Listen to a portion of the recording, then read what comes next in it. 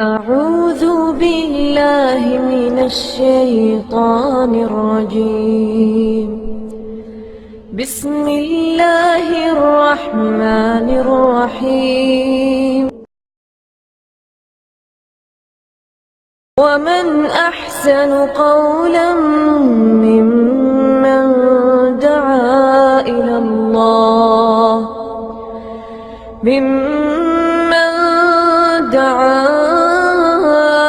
الله وعمل صالحا وقال إنني من المسلمين.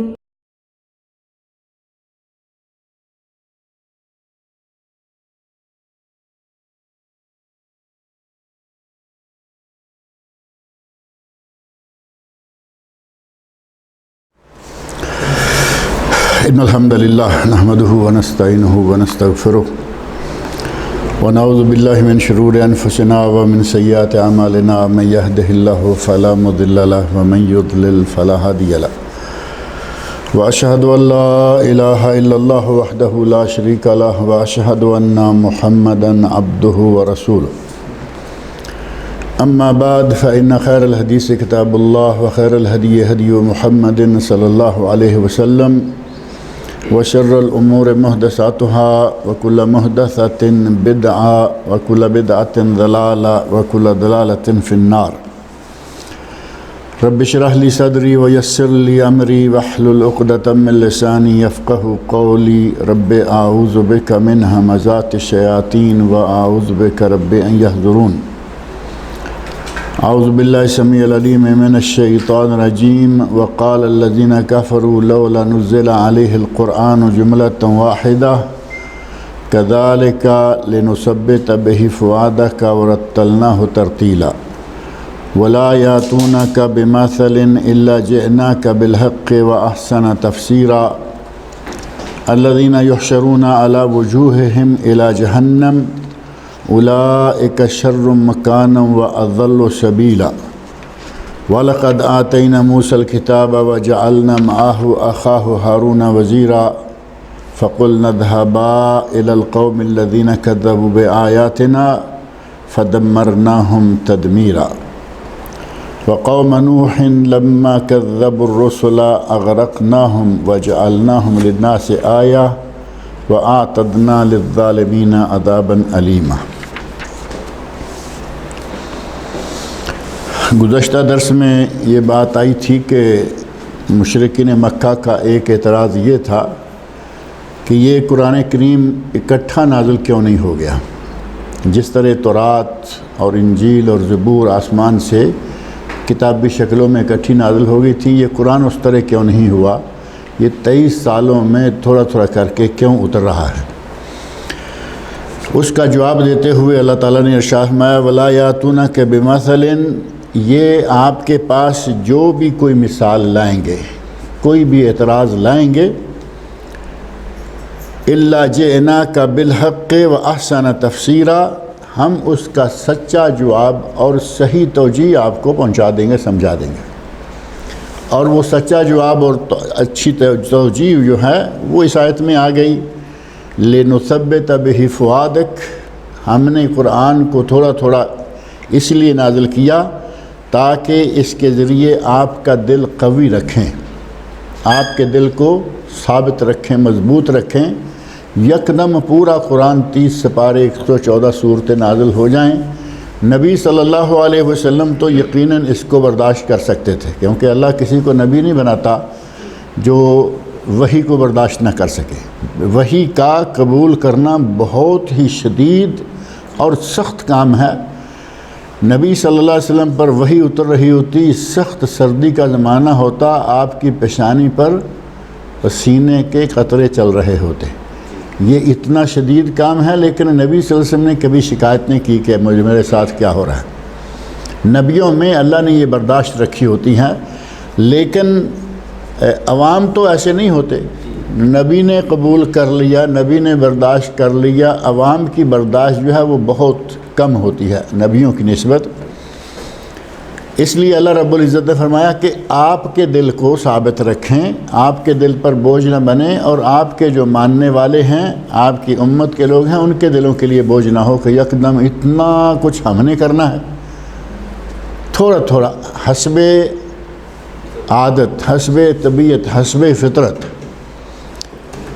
اور اس کا بہترین حل، بہترین جواب حضرت عائشہ رضی اللہ عنہا نے دیا ہے کہ اگر کبھی لوگوں کے دلوں کا، لوگوں کی فطرت کا لحاظ نہ رکھا گیا ہوتا، اللہ رب العزت ترتیب سے یہ قرآن نازل نہ کرتے، ترتیب سے چیزوں کے حلال اور حرام ہونے کی تفصیل نہ بیان کرتے، تو لوگ قرآن کو قبول نہ کر پاتے۔ ان کا کہنا ہے کہ شراب لوگوں کے دلوں میں اس طرح گھر کر گئی تھی، اتنے رسیہ ہو گئے تھے شراب کے، کہ اگر قرآن میں یہ نازل ہو جاتا کہ شراب حرام ہے چھوڑ دو، وہ اسلام چھوڑ دیتے، شراب نہ چھوڑتے۔ اللہ رب العزت نے بہت ہی عمدہ انداز سے، میں کئی مرتبہ ذکر کرتا رہتا ہوں، 4 مرحلے کہا کہ انگور تمہارے لیے نعمت بھی ہے، اس میں نشہ بھی ہے، بات چھوڑ دی۔ انگور پھل ہے، نعمت ہے، لیکن فیہ سکر، اس میں نشہ بھی ہے۔ اب نشہ کب بنتا ہے؟ ظاہر ہے کہ انگور تازہ کھا لیں کوئی نشہ نہیں، لیکن اسی انگور کو کچھ وقت کے لیے روکیں، جب اچھی طرح پک کے وہ شکر بن جائے، پھر اس میں کچھ دوائیاں وغیرہ ملائیں جو شرابیں بنانے والے جانتے ہیں، نشہ بن جائے گا۔ دوسری مرتبہ اللہ رب العزت نے فرمایا کہ اس میں نشہ بھی ہے اور میسر، ساتھ میں جو جوا ہے، جوئے میں اور شراب میں کچھ فائدہ بھی ہے اور کچھ نقصان بھی ہے، اور ان کا نقصان، گناہ، اسمہما اکبر من نفعہما، ان کا گناہ نفع سے بہت ہی زیادہ ہے۔ یعنی نفع اگر معمولی ہے بھی، اگر جوئے کے ذریعے یکدم کبھی کمائی آ بھی جاتی ہے تو لوگوں کے گھر تک لٹ جاتے ہیں، بیویاں تک یہ ہار دیتے ہیں جوئے میں۔ اسی طرح کا معاملہ شراب کا بھی ہے کہ اگر کوئی آدمی اس میں کوئی تھوڑا نشے میں کسی اعتبار سے بہتری محسوس کرتا ہے تو زیادہ تر یہ نقصان دہ ہے۔ اسمہما اکبر من نفعہما، ان کا گناہ ان کے نفع سے بہت بڑا ہے، اور بات پھر وہیں چھوڑ دی۔ عقل مند لوگ، سلیم الفطرت اور سلیم الطبع، جو سلیم الطبع لوگ تھے، انہوں نے کہا کہ جس کا نفع کم ہے، نقصان زیادہ ہے، وہ سودا کیوں کریں گے، بغیر کہے چھوڑ دی۔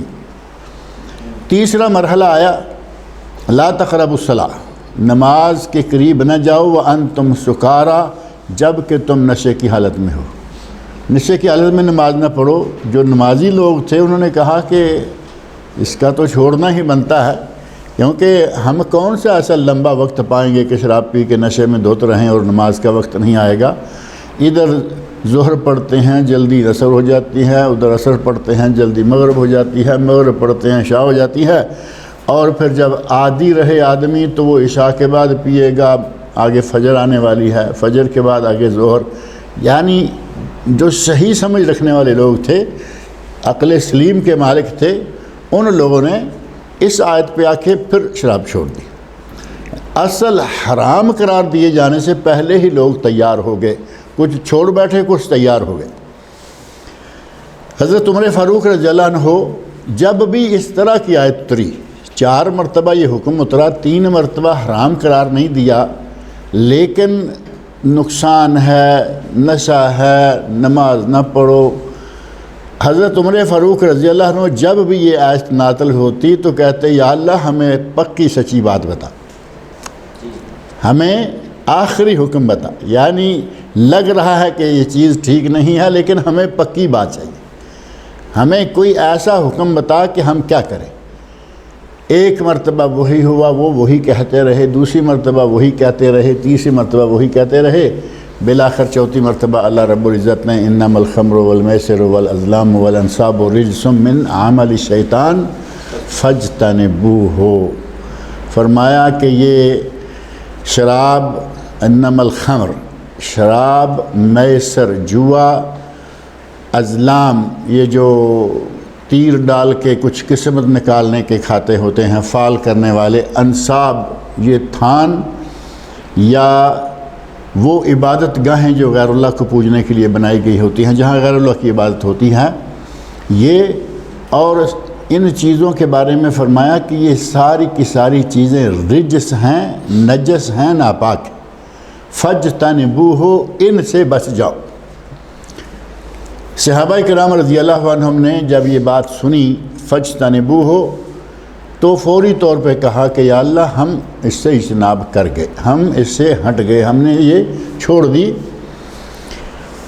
نبی صلی اللہ علیہ وسلم نے آدمی کو اعلان کرنے کے لیے بھیجا۔ حضرت انس رضی اللہ عنہ جو کہ نبی صلی اللہ علیہ وسلم کے گھر کے خادم رہے ہیں، وہ بیان کرتے ہیں کہ میں حضرت سعد بن وقاص جو ان کے اصل میں ان کی والدہ کے شوہر تھے، بعد میں ان کے گھر میں شراب کا سلسلہ چل رہا تھا، دعوت تھی، یعنی بڑے لوگ اکٹھے تھے، غالباً یہ سعد بن ابی وقاص ہیں یا کوئی دوسرے صحابی ہیں۔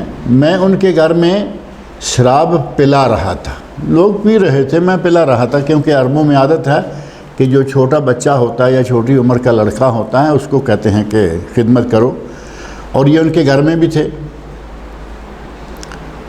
باہر سے اعلان آیا، آواز آئی کہ اللہ کے نبی نے فرمایا ہے کہ اللہ نے قرآن میں شراب کو حرام قرار دے دیا ہے۔ کہتے ہیں کہ میں نے اندر را کے یہ اعلان لوگوں کو سنایا، میں نے کہا بھئی یہ اعلان باہر ہو رہا ہے۔ اسی وقت جس کے ہاتھ میں تھا ہاتھ سے پیچھے کر دیا، جس کے منہ کو پیمانہ لگا ہوا تھا منہ سے ہٹا دیا، اور جس کے گھر میں جتنی شراب تھی ساری کی ساری فوری طور پر نکال کر گلیوں میں بہا دی۔ کہتے ہیں فجرت سکک المدینہ، مدینہ منورہ کی گلیاں بہہ نکلی، جیسے سیلاب آ گیا ہو، جیسے بارش ہو گئی۔ یہ انداز صحابہ کرام رضی اللہ عنہ کا قبول کرنے کا تھا، اور ساتھ ہی اللہ رب العزت کی یہ حکمت تھی، حکمت عملی تھی کہ یکدم نہیں کہا شراب حرام ہے، شراب چھوڑ دو، بلکہ آہستہ آہستہ جب وہاں تک لوگ عادی ہو گئے بات سننے کے کہ یہ بری ہے، اس میں نقصان زیادہ ہے، اور جب کہا کہ اس کو فاجتنبوہ تو سب نے فوراً قبول کر لیا اور شراب کو بہا دیا۔ اب یہ شراب کو بہایا جانا ایک ترتیب کا بہترین نتیجہ تھا۔ اللہ نے فرمایا کہ ہم نے تمہارے لیے یہ معاملہ اسی لیے کیا، اس طرح کیا تاکہ تمہارے دل کو لنثبت بہ فؤادک ورتلناہ ترتیلا، اور ہم نے اسے ٹھہر ٹھہر کر ہی پڑھ کر سنایا ہے۔ یہ اللہ رب العزت نے مشرکین مکہ کا جواب دے دیا کہ اس وجہ سے پورے کا پورا قرآن ہم نے نازل نہیں کیا، بلکہ تھوڑا تھوڑا کیا ہے تاکہ سارے لوگوں کو اس کو اپنانا، برداشت کرنا آسان ہو جائے گا۔ الذین یحشرون علی وجوہہم الی جہنم، وہ لوگ جو جہنم کی طرف منہ کے بل گھسیٹ کر لے جائے جائیں گے، وہ لوگ جو یحشرون اکٹھے کیے جائیں گے علی وجوہہم الی جہنم، منہوں کے بل۔ اب یہ بات منہ کے بل گھسیٹے جانے کی نبی صلی اللہ علیہ وسلم نے بھی بتائی ہے۔ صحیح مسلم کی وہ معروف حدیث جس میں 3 لوگوں کا ذکر ملتا ہے کہ ان میں سے حافظ قرآن عالم دین ہے، ان میں سے مالدار سخی ہے، اور ان میں سے ایک شہید ہے۔ ان تینوں کا جن کے دلوں میں ریاکاری ہے، دل اللہ کے لیے خالصاً کام نہیں کر رہے، دلوں کے اندر دکھلاوا ہے، ریاکاری ہے، مال خالص نہیں بلکہ کھوٹا سودا۔ ان تینوں کا نبی اکرم صلی اللہ علیہ وسلم فرماتے ہیں کہ انہیں میدان محشر میں اللہ کے سامنے لایا جائے گا۔ اللہ رب العزت پوچھیں گے کہ تمہیں میں نے زندگی دی، تو نے کیا کیا؟ کہے گا جی جان ہی تو سب سے قیمتی چیز تھی، میں نے تیری راہ میں لٹا دی۔ اللہ کہے گا کہ تو جھوٹ بکتا ہے، میری راہ میں نہیں، تم نے رہو رعایت دکھلاوا کیا، لوگوں میں شہادت کے نام سے لوگوں میں میری ہاتھ تھاک بیٹھ جائے گی، لوگوں کے دلوں میں میرے خاندان کا، میرے قبیلے کا منزل مقام بڑھ جائے گا، تو نے اس چکر میں یہ کام کیا۔ اور تمہارے ملک میں اس وقت جو بڑے بڑے اعلانات کیے جاتے ہیں نا کہ ہم تمہیں فلاں انعام دیں گے، فلاں اعزاز دیں گے، جیسے پاکستان میں تمغہ بصالت ہے، تمغہ جرت ہے، اور ایک اور ہیں اسی طرح ہندوستان میں غالباً چکرویر ہے جو سب سے بڑا اعزاز شمار ہوتا ہے، اسی طرح اور بھی ہوں گے۔ تو بات یہ کہ تم نے وہ چکرویر اور یہ تمغہ بصالت، تمغہ ضرورت اور یہ وہ لینے کے چکر میں یہ جان دی تھی، میرے لیے نہیں دی تھی۔ لوگ کہیں گے کیا بات۔ تو اس کے بعد اللہ رب العزت حکم دیں گے اور ثم امر بہ، یہ اب نبی اکرم صلی اللہ علیہ وسلم فرماتے ہیں ثم امر بہ فصحب علی وجہہ ثم القی فی النار، حکم دیا جائے گا اسے منہ کے بل گھسیٹ کے جہنم میں پھینک دیا جائے گا۔ اب یہاں بھی منہ کے بل گھسیٹ کے جہنم میں ڈالنے کا ذکر ہے، جیسے یہاں فرمایا الذین یحشرون علی وجوہہم، وہ لوگ جن کو منہوں کے بل، یعنی منہ کے بل گھسیٹ کے کیسا ڈالا جائے گا؟ انسان اپنے پاؤں پر چلتا ہے، اس کو دھکا دیں، گھسیٹیں، کیسے بھی لے کے جائیں، پاؤں کے بل چلتا ہوا جا رہا ہے، بات اور ہے۔ اور اگر اس کے پاؤں پکڑ لیے جائیں اور وہ کر دیے جائیں اوپر اور منہ زمین پر لگ رہا ہو اور کچھ ایسے انداز سے اس کو گھسیٹا جائے کہ اس کا منہ زمین پہ رگڑ رہا ہو، کتنی ذلت ناک یہ حالت ہے۔ ایک یہ کہ الٹایا ہوا ہے، دوسرا یہ کہ منہ بھی زمین پہ رگڑ رہا ہے، الٹا اس طرف سے جا رہا ہو بات اور ہے، یہ سائیڈ اس کی زمین پہ رگڑ کھا رہی ہے۔ ثم القی فی النار، اور اسی حالت میں گھسیٹ کے اس کو جہنم میں پھینک دیا جائے گا۔ انتہائی ذلت ناک اس کا انجام ہوگا۔ اللہ رب العزت فرما رہے ہیں یہی حال باقی تینوں کا، حافظ قرآن، عالم دین کا، اور شہید کے ساتھ جو سخی ہے اس کا، ان لوگوں کا بھی ریاکاری کے نتیجہ میں عمل برباد ہو جائیں گے، منہ کے بل گھسیٹ کر جہنم میں پھینک دیے جائیں گے۔ فرمایا الذین یحشرون علی وجوہہم الی جہنم، وہ لوگ جو کہ اکٹھے کیے جائیں گے ان کے منہ کے بل گھسیٹتے ہوئے جہنم کی طرف۔ اولئک شر مکانا واضل سبیلا، وہ بڑا ہی بدتر مکان ہے، بہت ہی شر و مکان، یعنی بہت جہنم سے بڑا بدتر مکان اور کیا ہوگا۔ وہ بہت ہی بدتر مکان ہے اور بہت ہی ایک گمراہ تر راستے والے لوگ ہیں۔ یہ لوگ جو منہ کے بل گھسیٹ کر جہنم میں ڈالے جائیں گے وہ بڑے ہی بدتر مکان والے اور بڑے ہی گمراہ تر راستے والے لوگ ہیں۔ وَلَقَدْ آتَيْنَا مُوسَى الْكِتَابَ، ہم نے موسیٰ علیہ السلام کو کتاب دی۔ موسیٰ علیہ السلام کو اللہ رب العزت نے تورات عطا کی، جیسا کہ ہمارے نبی صلی اللہ علیہ وسلم کو قرآن کریم دیا، حضرت داؤد علیہ السلام کو زبور دی، اور حضرت عیسیٰ علیہ السلام کو انجیل دی۔ تورات، انجیل، زبور، 3 کتابیں ہمارے نبی صلی اللہ علیہ وسلم سے پہلے آسمان سے نازل کی گئیں اور تینوں انبیاء کو دی گئیں، اور چوتھی کتاب آخری اہم ترین مبارک ترین پہلی کتابوں کی ناسخ، پہلے لوگوں کی نبوتوں کی ناسخ قرآن کریم اللہ رب العزت نے ہمارے نبی صلی اللہ علیہ وسلم پر نازل کی، اور یہ ہمارے نصیب میں آئی۔ اس کے بارے میں اللہ رب العزت نے فرمایا وَلَقَدْ آتَيْنَا مُوسَى الْكِتَابَ، ہم نے موسیٰ کو کتاب دی، بلا شبہ ہم نے موسیٰ کو کتاب دی۔ وَجَعَلْنَا مَعَهُ أَخَاهُ ہارون وزیرا، اور ہم نے ان کے بھائی ہارون کو ان کا وزیر بنا دیا۔ یہ بات رات کے درس میں نے کہی کہ اللہ رب العزت نے حضرت موسیٰ علیہ السلام کے سوال کو قبول کر لیا۔ موسیٰ علیہ السلام نے کہا یا اللہ میری زبان کام نہیں کرتی، صحیح معنوں میں میری زبان میں لکنت ہے، زبان صاف نہیں، اور میرا بھائی جو ہے افصح منی لسانا، اس کی زبان بڑی صاف ہے، مجھ سے زیادہ بہتر انداز سے وہ گفتگو کر سکتا ہے، اگر تو اسے میرا ساتھی بنا دے، میرا وزیر بنا دے، یعنی اسے نبوت عطا کر دے، تو ہم دونوں مل کے یہ کام کریں گے۔ اللہ رب العزت نے حضرت موسیٰ علیہ السلام کی اس دعا کو، اس التجا کو، اس سوال کو قبول کر لیا اور فرمایا کہ جاؤ لقد اوتیت سؤلک یا موسیٰ، اے موسیٰ تجھے تیرا سوال پورا کر دیا گیا، یعنی تو نے اپنے بھائی کے لیے نبوت مانگی ہے، ہم نے تمہارے بھائی کو قد اوتیت سؤلک، تجھے تیرا سوال دیا گیا، تو نے جو مانگا ہے وہ تجھے دے دیا۔ اب یہ دونوں بھائی جو ہیں وہ نبی ہو گئے، اور نبی صلی اللہ علیہ وسلم کے ارشاد میں کئی مرتبہ ذکر کرتا رہتا ہوں کہ نبی صلی اللہ علیہ وسلم نے فرمایا اتنا کبھی کسی بھائی نے نہیں کیا اپنے بھائی کے لیے جتنا موسیٰ علیہ السلام نے اپنے بھائی کے لیے۔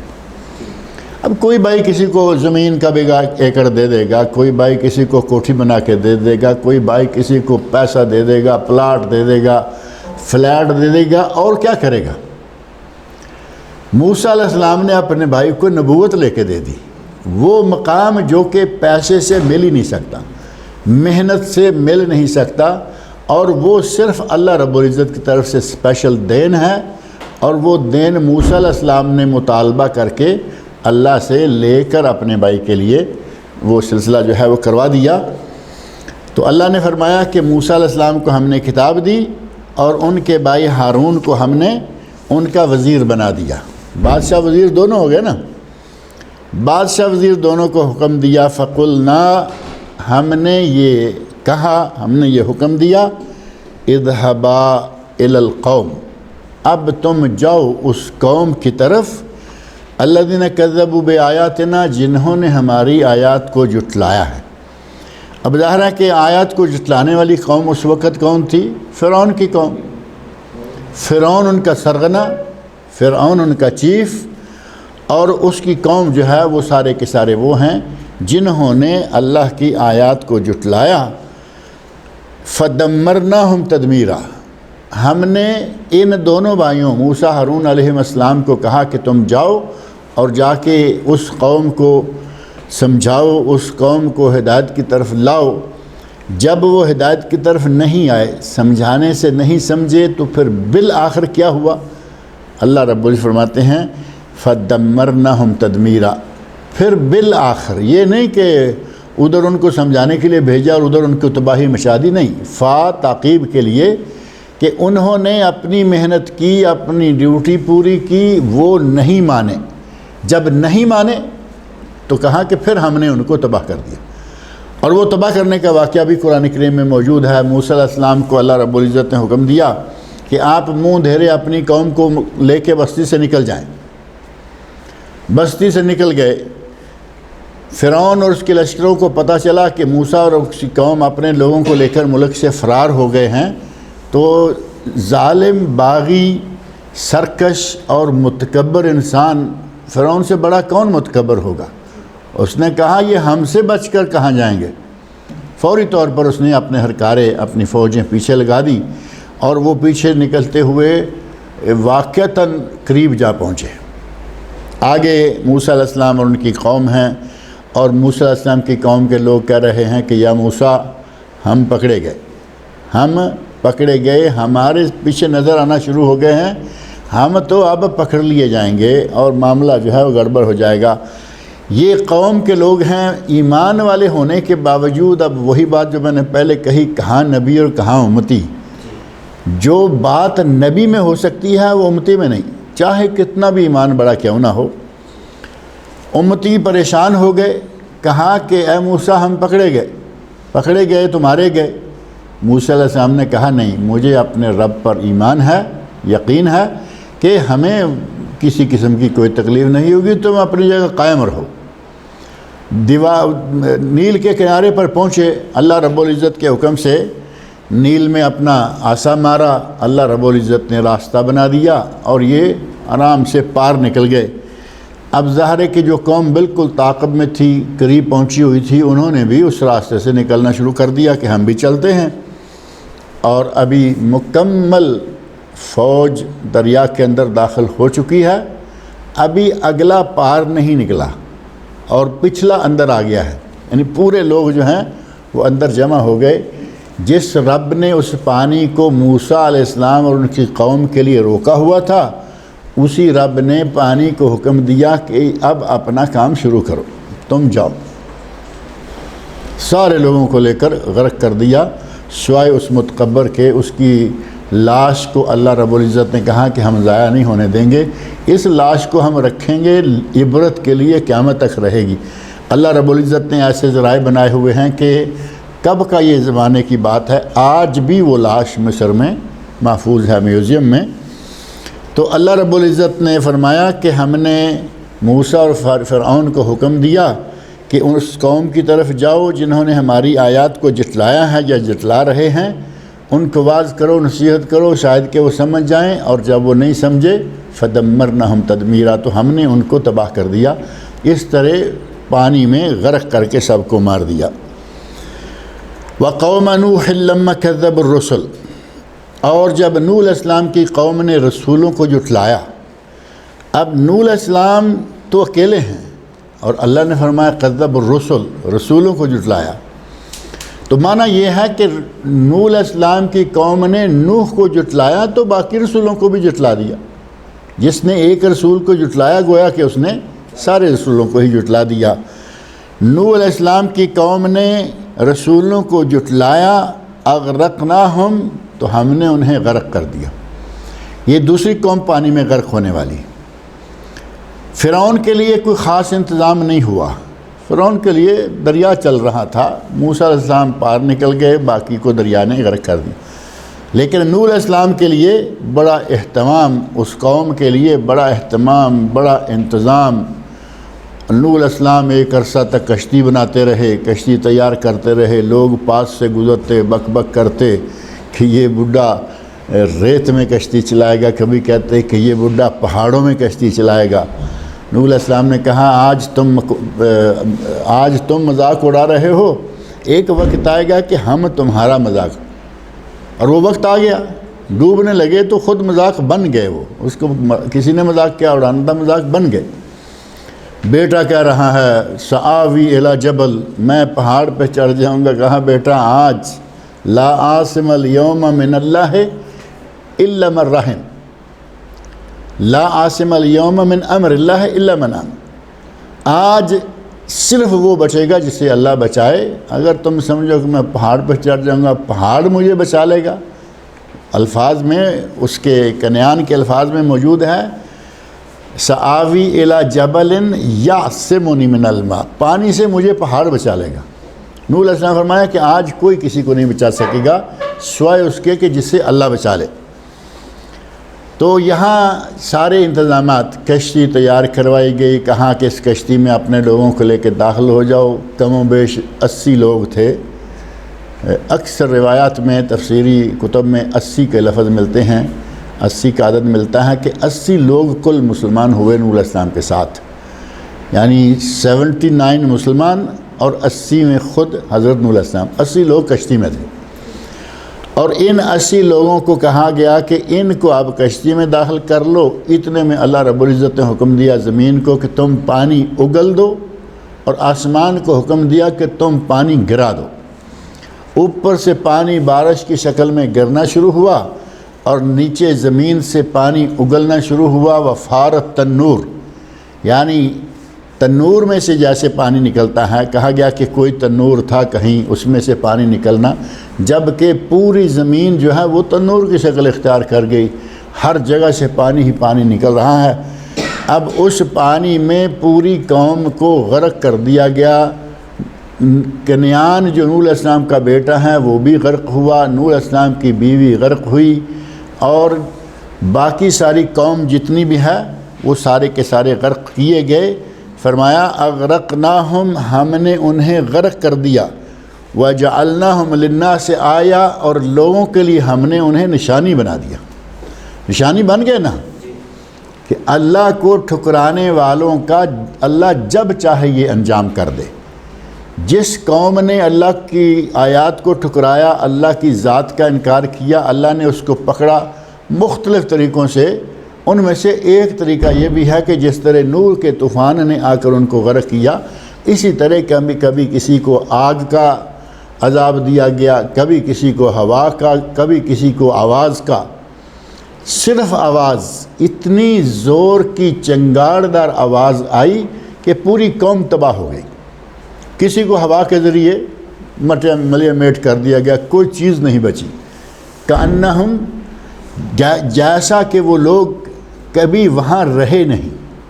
اللہ رب العزت نے ان کو اس طرح کا عذاب دیا کہ جیسے یہاں کبھی تھے ہی نہیں، یعنی زمین خالی تھی۔ ویسے اللہ رب العزت جب چاہتا ہے تو وہ اس انداز سے تباہی مچا دیتا ہے جب لوگ اس کی بات، اس کے نبیوں کی بات، اس کی نازل کردہ کتابوں پہ عمل نہ کریں۔ وَأَعْتَدْنَا لِلظَّالِمِينَ عَذَابًا أَلِيمًا، اور ہم نے ظالموں کے لیے دردناک عذاب تیار کر رکھا ہے۔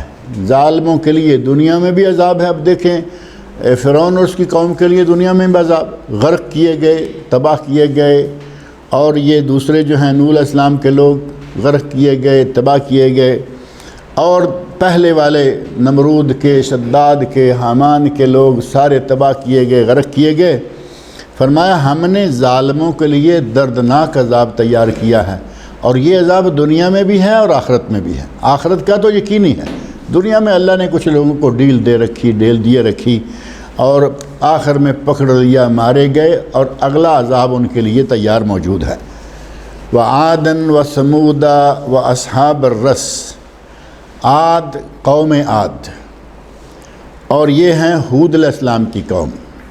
عاد ہیں ہود علیہ السلام کی قوم، وثمود، اور سمودی یہ ہیں حضرت صالح علیہ السلام کی قوم۔ حضرت ہود علیہ السلام کی قوم عاد جو ہیں یہ بھی بڑے ظالم، بہت بڑے طاقتور لوگ تھے، اللہ رب العزت نے ان کو تباہ برباد کیا۔ اور صالح علیہ السلام کی قوم جو ہے سمود، یہ بھی بڑے طاقتور اور بہت ہی ہمت والے۔ ان کا مدائن صالح ہیں، یہ خیبر سے آگے جا کے تبوک اور خیبر کے درمیان مدائن صالح کے مکانات دیکھ کر تعجب آتا ہے کہ کس طرح ان لوگوں نے یہ بنائے۔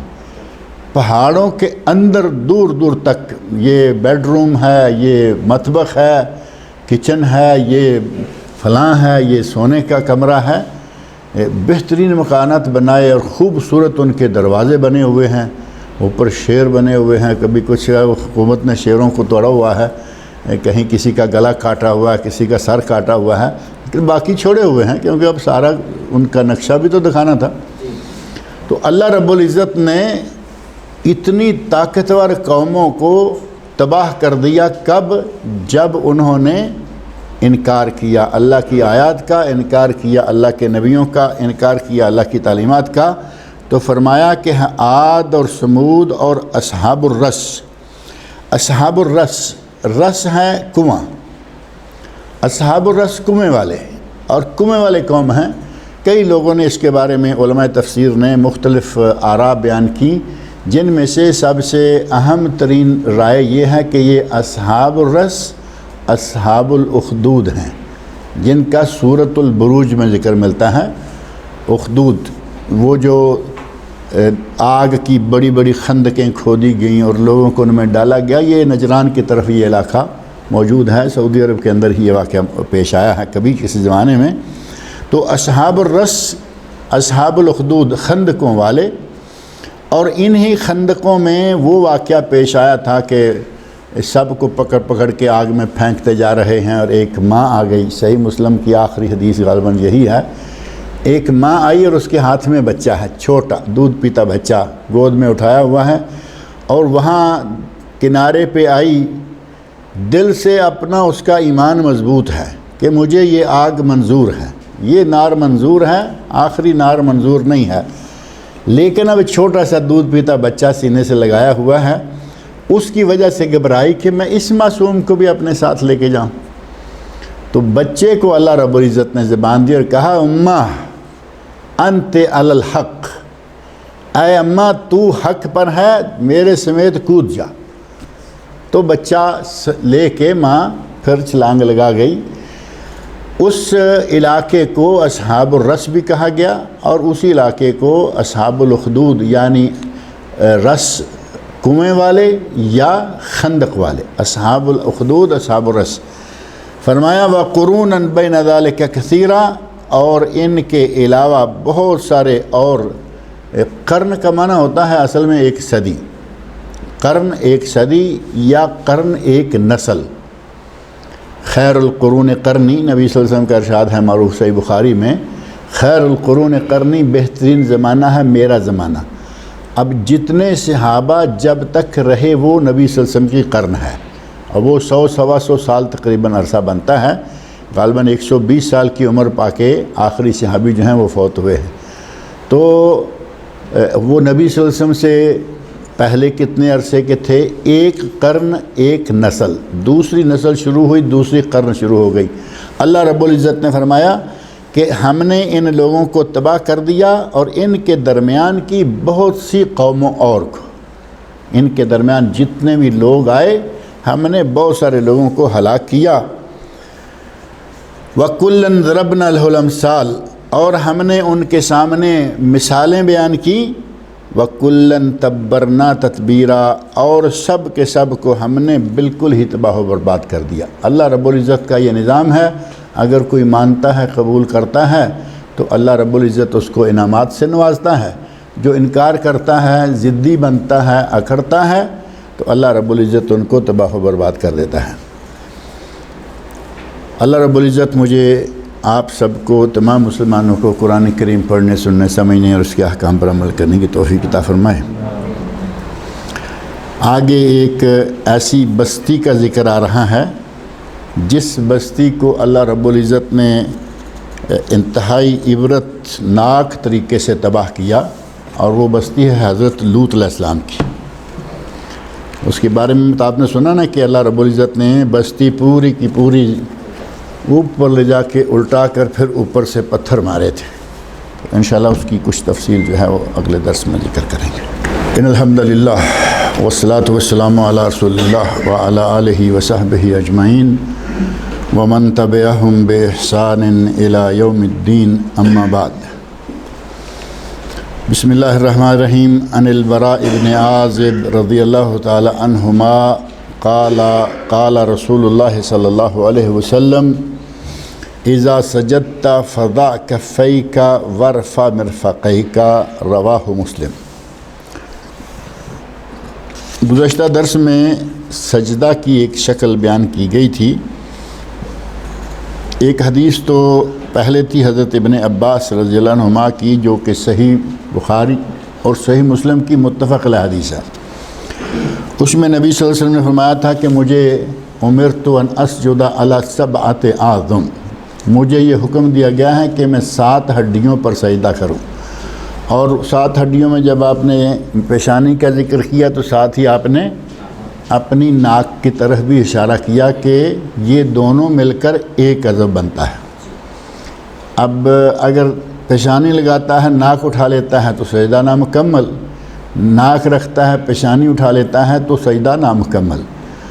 ایک یہ ہو گیا، 2 ہاتھ 2 گھٹنے 5، اور پیچھے بچے 2، وہ ہیں 2 پاؤں۔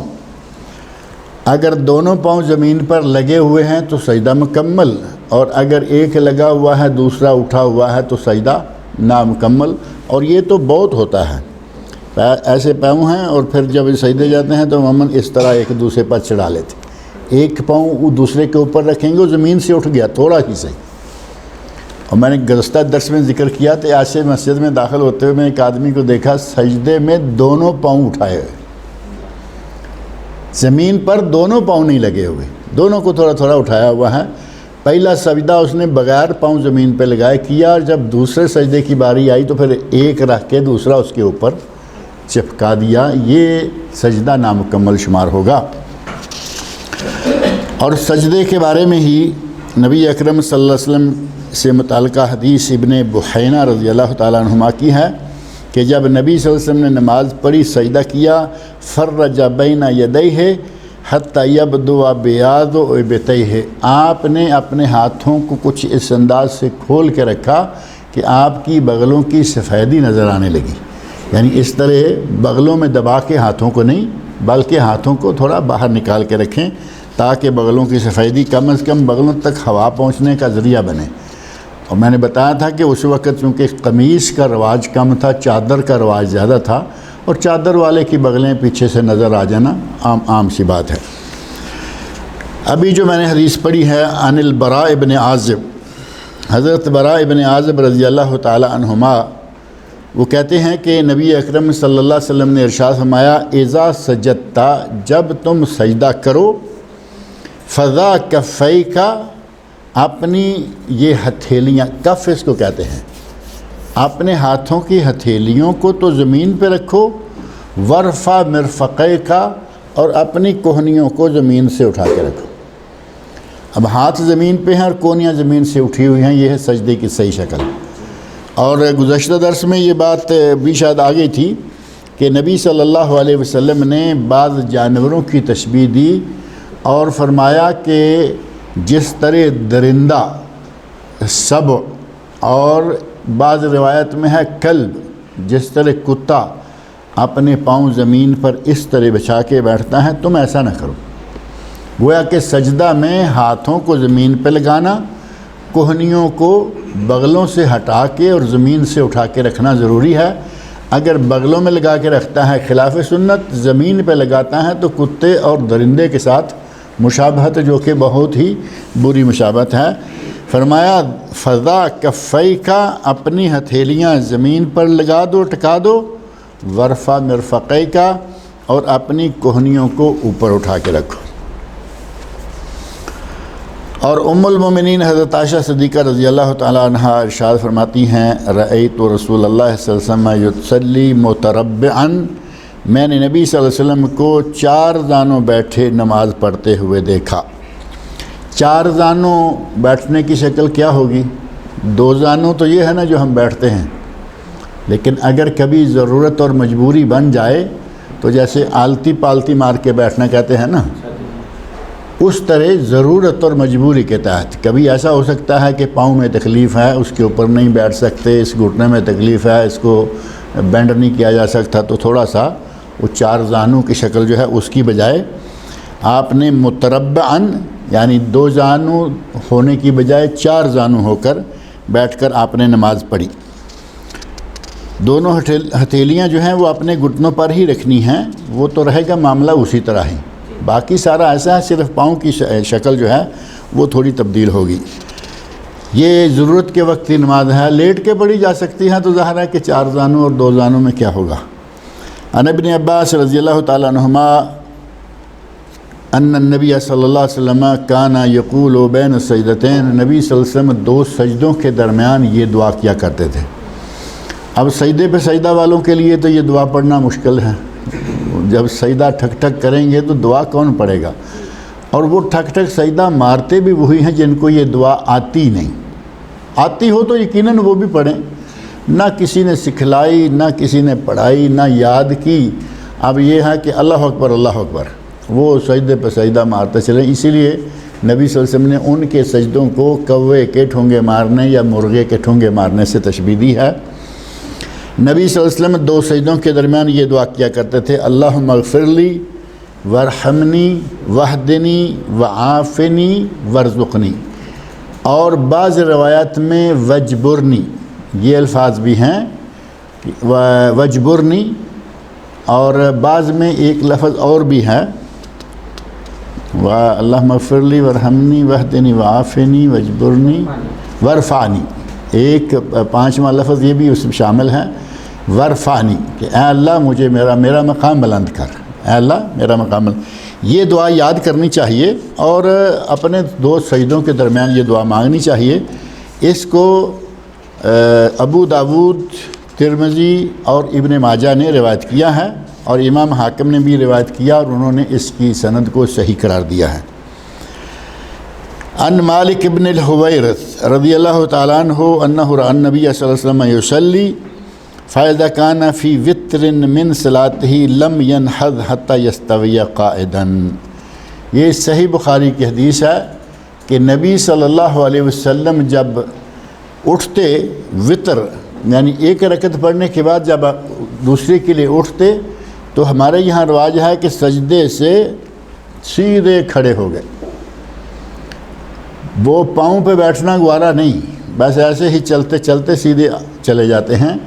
جبکہ حضرت مالک بن حویرث رضی اللہ تعالیٰ عنہ فرماتے ہیں کہ میں نے دیکھا کہ نبی صلی اللہ علیہ وسلم نماز پڑھ رہے ہیں، فائدہ کانا فی وطر من صلاتہ، جب آپ کی نماز کی وطر رکعت ہوتی، پہلی اور تیسری، دوسرے کے لیے اٹھنا ہوتا یا چوتھی کے لیے اٹھنا ہوتا تو کیسے اٹھتے؟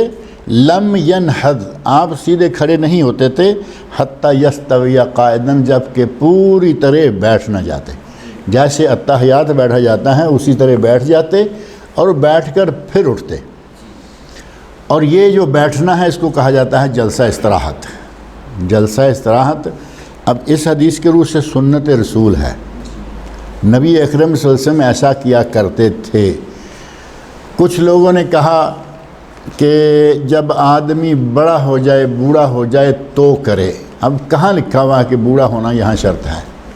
جوان آدمی نہ کرے، سنت رسول ہے. جوان کے لیے بھی سنت ہے، بوڑھے کے لیے بھی سنت ہے. جوان کو بھی فائدہ دے گی، بوڑھے کو بھی فائدہ دے گی. اور یہ جو رکوع سے سجدہ جانے کی کیفیت ہے، الخرور من الرکوع الی السجود، اس کے بارے میں بھی بہت سارے علماء کا فتویٰ یہ ہے کہ سیدھا گھٹنا زمین پہ لگائے. اور وہ آپ سنتے ہیں جب پورٹیبل مسجد ہو نا، خاص طور پر پورٹیبل مسجد ہیں، نیچے بھی لکڑی، ساری لکڑی، تو یہ آواز جو ہے نا ٹھک کی آواز آ رہی ہے ہر کسی کے گھٹنے کے لگنے کی. اور جو لوگ پہلے ہاتھ لگاتے ہیں، ہاتھ کی تو کوئی آواز آئے گی نہیں، کیونکہ کوئی زور سے تو مارتا نہیں نا. ہاتھ زمین پہ لگایا، بعد میں گھٹنا لگایا، اللہ خیر صلی.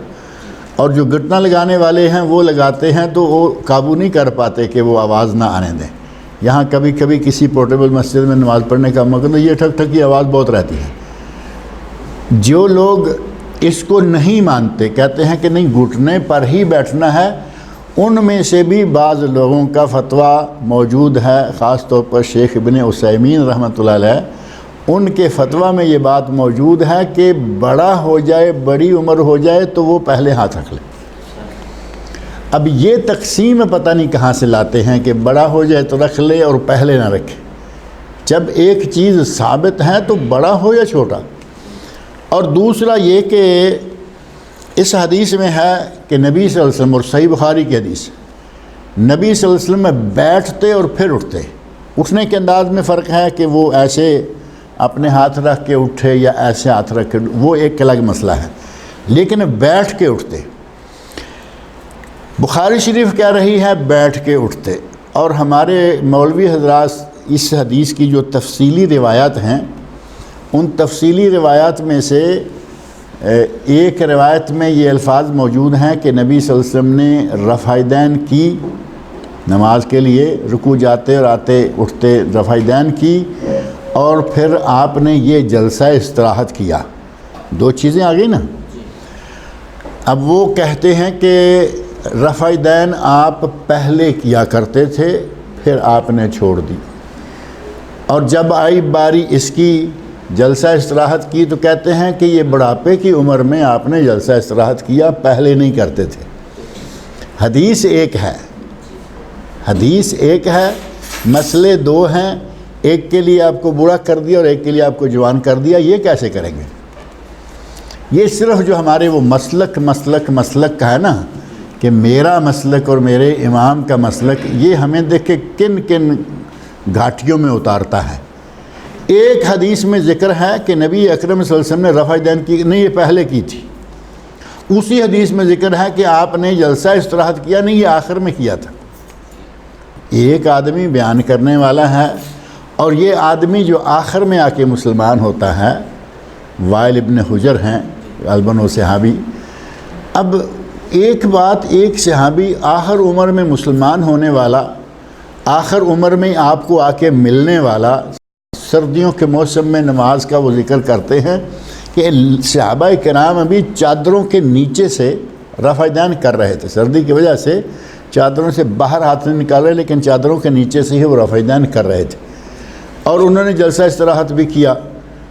آدھا کو ایک جگہ لگا دیا اور آدھے کو ایک جگہ لگا. یعنی ایک ہی حدیث کے لیے دو پیمانے جو ہیں، یہ ہمیں صرف تعصب کی وجہ سے یہ تفصیلات ملتی ہیں. اگر سیدھا قبول کرنے کا مادہ ہو، حدیث میں جو آیا ہے عمل کرو. اللہ خیر صلی اللہ. وعن انس بن مالک رضی اللہ عنہ ان النبی صلی اللہ علیہ وسلم قنت شہرا بعد الرکوع. دعائے قنوت کے بارے میں جو قنوت وطر ہے یہ نہیں، بلکہ قنوت نازلہ، جو کبھی ہنگامی حالات میں دعائے قنوت ہوتی ہے. کیونکہ اگر قنوت وطر ہوتی تو پھر مستقل ہوتی. وطر تو روز پڑھا جاتا ہے، یہ ایک مہینہ آپ نے قنوت کی. کہتے ہیں یدعو علی احیاء من احیاء الارض ثم ترکہ، نبی صلی اللہ علیہ وسلم نے 1 مہینہ مسلسل رکوع کے بعد دعائے قنوت مانگی، رکوع کے بعد دعائے قنوت 1 مہینہ مسلسل، یدعو علی احیاء من احیاء العرب، اس میں عرب کے بعض قبیلوں کے خلاف آپ نے بد دعا کی، بعض قبیلوں کے خلاف رول اور ذکوان، یہ 2 قبیلے ہیں عربوں کے جن کے خلاف نبی صلی اللہ علیہ وسلم نے بد دعا کی۔ پورا مہینہ آپ عشاء کی نماز میں وطر کے بعد رکوع کے بعد ہاتھ اٹھا کر دعا مانگتے رہے۔ وہی ہاتھ اٹھا کے دعا مانگنا ثابت ہے، وہیں رکوع کے بعد اٹھ کر دعا مانگنا ثابت ہے، لیکن یہ وطر کی دعا نہیں ہے، یہ وطر کی دعا نہیں بلکہ یہ دعا قنوت نازلہ ہے۔ وطر میں بھی اور فرائض میں بھی، 5 نمازوں میں یہ دعا کرنا ثابت ہے۔ یہ صحیح بخاری کی متفق علیہ حدیث ہے، اور کہتے ہیں کہ مسند امام احمد اور دارقطنی میں بھی اسی طرح کی روایت ایک اور طریق سے موجود ہے، اور اس میں ہے فَأَمَّا فِي الصُّبْحِ فَلَمْ يَزَلْ يَقْنُتُ حَتَّى فَارَقَ الدُّنْيَا، لیکن صبح فجر کی نماز میں آپ ہمیشہ یہ دعا کرتے رہے یہاں تک کہ آپ وفات پا گئے۔ شافعی لوگوں نے یہ ٹکڑا لیا ہوا ہے، امام شافعی والے جو ہیں وہ اسی ٹکڑے پر عمل کرتے ہیں کہ فجر میں ہمیشہ وہ دعا قنوت کرتے ہیں، یہ نہیں ہے کہ کبھی چھوڑ دی کبھی کر دی، بلکہ مسلک کیے چلتے ہیں۔ حالانکہ صحابہ کرام کی اکثریت، محدثین کرام، علماء کی، ائمہ کی اکثریت جو ہے ان کے نزدیک صرف یہ قنوت نازلہ جب چاہیں کریں، جب موقع ملے مسلسل کریں۔ فجر میں قنوت نازلہ کر سکتے ہیں، لیکن عام قنوت ہمیشہ فجر میں، یہ صحابہ کرام رضی اللہ عنہ کے بعد کچھ لوگوں کے بعد پھر کچھ ائمہ، کچھ علماء کے علاوہ باقی سارے اس کے قائل نہیں ہیں۔ وعنہ، یعنی حضرت انس بن مالک رضی اللہ عنہ سے ہی مروی ہے، ان نبی صلی اللہ علیہ وسلم کان لا یقنط الا اذا دعا لقوم او علی قوم، صححہ ابن خزیمہ۔ صحیح ابن خزیمہ میں حضرت انس رضی اللہ عنہ کی روایت ہے، کہتے ہیں کہ نبی صلی اللہ علیہ وسلم یہ دعائے قنوت نازلہ نہیں کیا کرتے تھے الا یہ کہ کسی قوم، کسی قبیلے کے خلاف آپ نے بد دعا کرنی ہوتی تو کرتے تھے۔ تو اس کا معنی یہ ہوا کہ سال بھر نہیں، کبھی کبھی موقع بموقع، چاہے ہر مہینے کرنی پڑے، کیونکہ ظالموں کے ظلم کے خلاف یہ دعا ہوتی ہے، جب موقع ملے کریں، کوئی حرج نہیں۔ لیکن اس کو پابندی سے فجر کی نماز میں، آپ لوگوں نے شاید کیرلا اور بٹکل کے لوگوں کو نماز پڑھتے ہوئے دیکھا ہوگا، وہ فجر میں پکا یہ قنوت لے کے بیٹھے ہوئے ہیں، جبکہ یہ حضرت انس رضی اللہ عنہ کی حدیث ہے۔ وہ کہہ رہے ہیں کہ آپ نے کبھی کی اور کبھی چھوڑی، اور خاص طور پر یہ ان دنوں میں آپ کرتے تھے جن دنوں میں کسی قوم کے خلاف بد دعا کرنا ہوتی۔ وعن سعد بن طارق الاشجعی رضی اللہ عنہ قال قلت لأبی، کہتے ہیں کہ میں نے اپنے والد سے عرض کیا، یا ابت، ابا جان، انکا قد صلیت خلف رسول اللہ صلی اللہ علیہ وسلم و ابی بکر و عمر و عثمان و علی رضی اللہ عنہم، ابا جان آپ نے نبی صلی اللہ علیہ وسلم کے پیچھے نماز پڑھی، چاروں خلفۂ راشدین ابو بکر، عمر، عثمان، علی رضی اللہ عنہ کے پیچھے بھی نماز پڑھی۔ افکانوا یقنطون فی الفجر، تو کیا وہ فجر میں قنوت پڑھا کرتے تھے؟ قال، تو میرے والد نے کہا، اے بنیا محدث، اے میرے بیٹے یہ بدعت ہے۔ اب یہ صحابی ہیں، نبی صلی اللہ علیہ وسلم کے پیچھے بھی نماز پڑھی، چاروں خلفۂ راشدین کے پیچھے بھی نماز پڑھی، اور ان سے جب پوچھا گیا کہ کیا وہ فجر کی نماز میں ہمیشہ دعا کیا کرتے تھے قنوت کی، تو انہوں نے کہا، اے بنیا محدث، کل محدثۃ بدعہ، یعنی یہ محدث ہے، بعد میں ایجاد کی گئی ہے۔ حضرت انس والی روایت پر کلام کیا گیا، کہا گیا کہ وہ ضعیف ہے، جو پہلی روایت ہے، جبکہ یہ روایت جو ہے یہ رواہ الخمسہ الا ابو داود، یعنی یہ ترمذی، نسائی، ابن ماجہ اور مسند امام احمد چاروں کتابوں میں حدیث موجود ہے، اور اس کی سند کو محدثین کرام نے صحیح قرار دیا ہے۔ یعنی صحیح حدیث میں بھی یہ بات موجود ہے جو کہ حضرت انس والی ضعیف روایت میں موجود ہے کہ آپ نے ہمیشہ فجر کی نماز میں دعائے قنوت نہیں پڑھی۔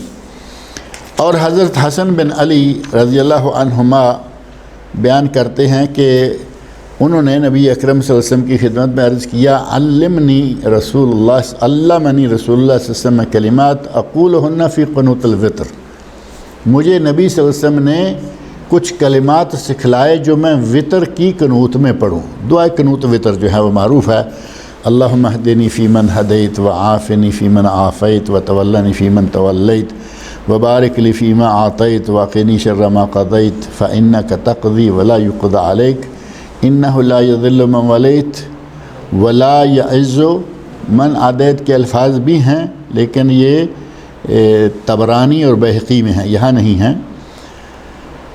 فَإِنَّكَ تَقْضِي وَلَا يُقْضَى عَلَيْكَ إِنَّهُ لَا يَذِلُّ مَنْ وَالَيْتَ تَبَارَكْتَ رَبَّنَا وَتَعَالَيْتَ، یہاں تک نَسْتَغْفِرُكَ وَنَتُوبُ إِلَيْكَ کے الفاظ بھی ہیں اور وَلَا يَعِزُّ مَنْ عَادَيْتَ کے الفاظ بھی ہیں۔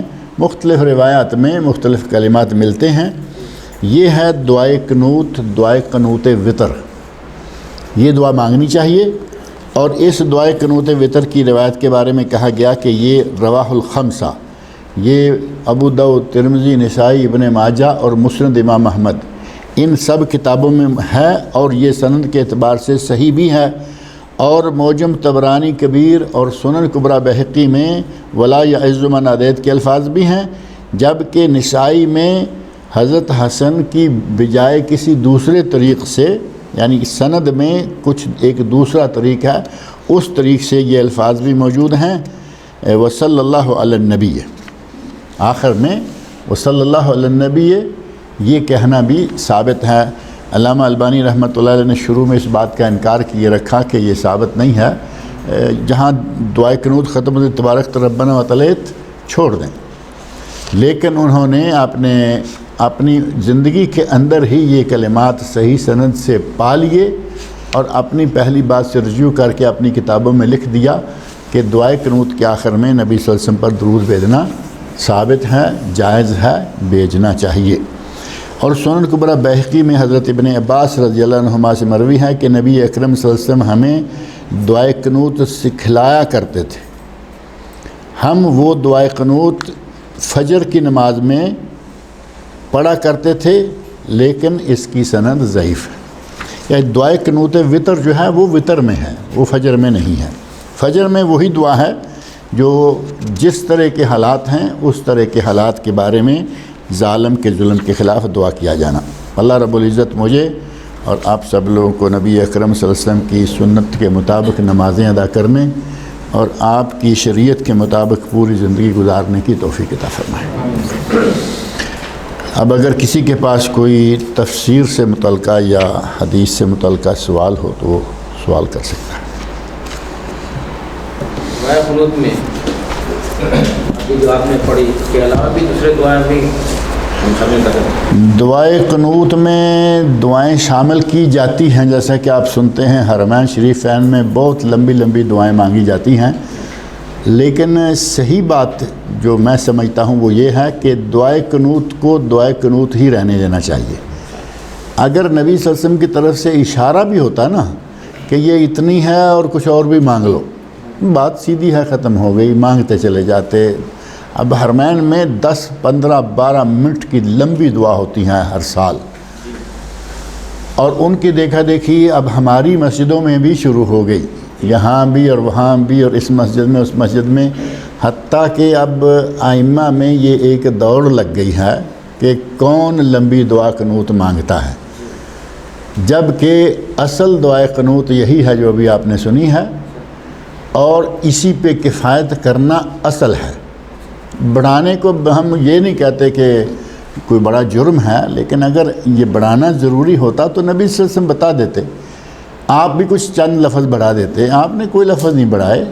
اور حضرت حسن رضی اللہ اپنے نواسے کو جو دنیا کے پیارے ترین اشخاص میں سے ہیں ان کو یہ دعا سکھلائی، انہیں یہ نہیں کہا کہ بیٹا اتنا تو پڑھ لو اور کچھ اور بھی یاد ہیں تو وہ بھی مانگ لو۔ اگر ایسا کچھ ہوتا تو ہمارے لیے راستہ کھل جاتا، وہ راستہ آپ نے نہیں کھولا، اس لیے صحیح تر بات یہی ہے کہ اتنی ہی رکھنی چاہیے، اور دعائیں مانگنے کا آپ کا جی چاہتا ہے سجدے میں جا کے مانگیں، جہاں چاہیں مانگیں، لیکن جہاں جتنی ثابت ہے اتنی ہی رکھیں۔ سجدے کے بارے میں نبی سے فرمایا ہے فاجتہدوا فی الدعاء، یہاں دعائیں مانگنے کی کوشش کرو، چاہے 10 منٹ لگے رہو، 15 منٹ لگے رہو ایک سجدے میں، کوئی حرج نہیں، کیونکہ آپ نے کھلا چھوڑ دیا کہ اس میں دعائیں مانگنے کی کوشش کرو۔ قنوت آپ نے الفاظ سکھا دیے کہ یہ الفاظ ہیں دعائیں قنوت، لہٰذا زیادہ بہتر، زیادہ صحیح یہ ہے کہ جواز پر عمل کرنے کی بجائے سنت تک رہا جائے۔ ہم نہیں منع کرتے کہ وہ کوئی منع ہو گیا، جائز ہے، لیکن سنت تک رک جائیں تو یہ زیادہ بہتر ہے۔ اس کے علاوہ یہ بھی کوئی دعا ہاں وہ دعائے قنوت وطر، وہ دعائے قنوت وطر جو ہے وہ موجود ہے، لیکن اس کی سند اس کی نسبت بہت کمزور ہے، اس کی سند پر کلام کیا گیا ہے، اس سے بہتر سند والی یہ جو صحیح سند جو ہے یہ ہے، اس کی سند ضعیف ہے، وہ ہے اللہم انا نستعینک و نستغفرک و نتوب الیک، وہ دعا جو ہے سند کے اعتبار سے صحیح نہیں، اور ہماری چونکہ عادت ہے کہ جو ضعیف ہے ہم لے لیتے ہیں، صحیح چھوڑ دیتے ہیں۔ پاکستان انڈیا میں وہی چلتی ہے، یہ کوئی نہیں چلتی، یہ کہیں کہیں کچھ دیوانے ہیں جو یہ دعا مانگتے ہیں، باقی سارے وہی مانگتے رہتے ہیں، جبکہ وہ ضعیف ہے اور یہ صحیح ہے۔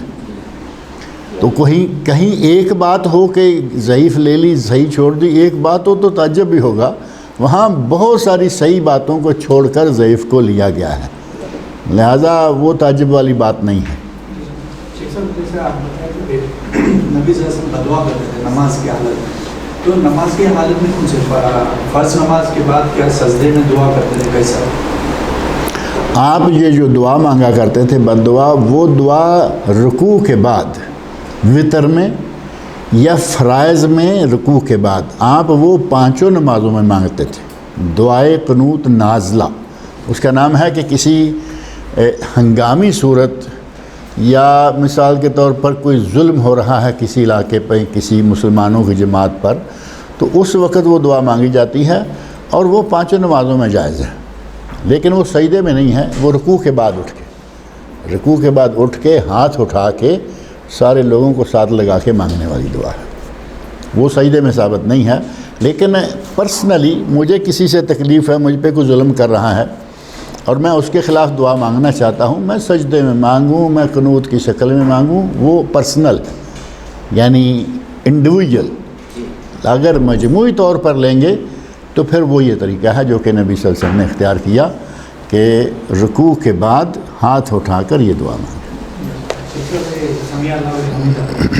اس میں ہاتھ باندھنے کی میں تحقیق کیا تھا، تو اس میں صحیح بخاری میں تو حدیث نمبر 740 میں اس میں یہ بتایا گیا تھا ہاتھ باندھنے کی نبی صلی اللہ علیہ وسلم، تو یہ دلیل آئی، تو کیا یہ اس کو چھوڑ دینا چاہیے؟ نہیں، اس میں کیا یہ لکھا ہے کہ رکوع کے بعد ہاتھ باندھنا ہے؟ جی، یہ نہیں ملے، جو پہلی حالت میں تھے وہی نہیں۔ حالت آپ یہ دوبارہ پڑھیے کہ نبی صلی اللہ علیہ وسلم سے رکوع کے بعد ہاتھ باندھنے کا ذکر کہیں نہیں ملے، قیام میں ہاتھ باندھنے ہیں، یہ حدیثیں ہیں اور وہ ساری ہم بھی مانتے ہیں۔ رکوع کے بعد اٹھ کے ہاتھ باندھ لو کسی حدیث میں نہیں آئے گا، لیکن قیام کی حالت میں چونکہ سورہ فاتحہ پڑھتے ہوئے آگے قل هو اللہ یا کوئی سورت پڑھتے ہوئے ہاتھ باندھے ہوئے ہیں، ہاتھ باندھنے والے لوگ انہی احادیث سے استدلال کرتے ہیں کہ چونکہ قیام تھا پہلے، پھر آپ رکوع گئے، اٹھے تو پھر قیام شروع ہو گیا، پھر ہاتھ باندھ لیجئے۔ یہ ہے مطلق احادیث۔ مقید اور مخصوص احادیث جو رکوع کے بعد ہاتھ باندھنے کا ذکر کریں کوئی نہیں ملے گی۔ یہی وجہ ہے کہ علماء امت میں بہت سارے لوگ ایسے ہیں جو ہاتھ باندھتے ہیں اور بے شمار لوگ وہ ہیں جو نہیں باندھتے۔ جمہور اہل علم کا مسلک یہ ہے کہ وہ نہیں باندھتے، لیکن اگر کوئی ان مطلق روایات پر عمل کرتے ہوئے ہاتھ باندھ لیتا ہے کوئی عرض نہیں، باندھ لے، یعنی اپنی تحقیق پر اطمینان ہے اسے کہ یہ زیادہ صحیح ہے تو وہ کر لے۔ یہ میں نے اپنی کتاب میں بھی ذکر کیا ہے، اپنے دروس میں ذکر کرتا رہتا ہوں کہ میں نے بھی الحمدللہ یہ چیزیں دیکھی، پڑھی، ادھر سے ادھر سے مطالعہ کیا، تحقیق کی۔ اگر کوئی باندھ لے جائز ہے، اکثر علماء کرام نہیں باندھتے اور میں بھی نہیں باندھتا، میں خود بھی نہیں باندھتا، کیونکہ میرا باندھنے والی عموم احادیث جو ہیں وہ قیام کے ساتھ تعلق رکھتی ہیں، وہ ٹھیک ہے۔ سر سفر پہ ہیں، اگر آپ کہیں سفر پہ جا رہے ہیں تو آپ کی مغرب نہیں ہوئی، آپ عشاء کے وقت ہو تو آپ مسجد میں کوئی مسجد میں جاتے ہیں تو ادھر عشاء ہو رہا ہے، ہم کو نہیں معلوم کہ عشاء ہو رہا ہے، ہم وہ کھڑے ہو رہیں گے، وہ جماعت جب پڑھے گی، جب نماز پڑھے گی تو عشاء کے ساتھ پڑھیں گے کیا مغرب پڑھیں گے؟ اب آپ کا چونکہ مغرب کا وقت ہے، آپ کے لیے مغرب پہلے ہے، آپ اگر سمجھتے ہیں کہ یہ عشاء ہے، یہ قصر ہے، یہ کامل ہے، کہ آپ کو پتہ نہیں، آپ مغرب کی نیت کر کے کھڑے ہو جائیں۔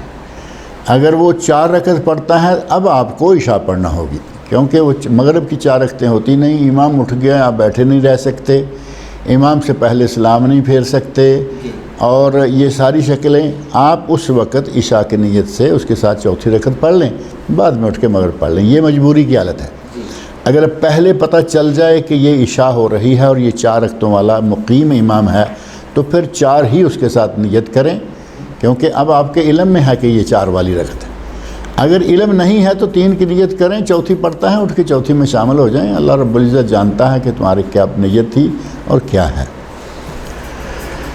علامہ ابن تیمیہ رحمۃ اللہ علیہ نے اپنے فتاوی میں یہی شکل دی ہے کہ نمازوں کی ترتیب ضروری ہے، لیکن اگر عشاء کی جماعت تک مغرب نہیں پڑھی گئی تو اب جماعت کے ساتھ عشاء پڑھ لیں اور بعد میں مغرب پڑھ لیں، وہی شکل آپ کی بن جائے گی۔